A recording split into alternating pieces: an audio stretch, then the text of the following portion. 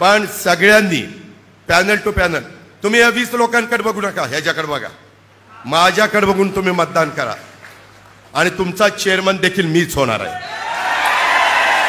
मला म्हणत होते ना की जाहीर करू नका, जाहीर करू नका, चेअरमन मीच होणार आहे.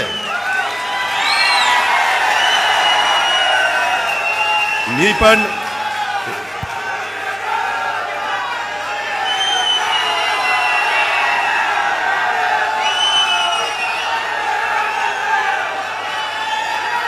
मला पण थांबा एक मिनिट, मला पण दाखवायचंय की माझ्यावर आरोप करणारे अप्पासाहेब म्हणतात ना सहकार मोडाला निघाला.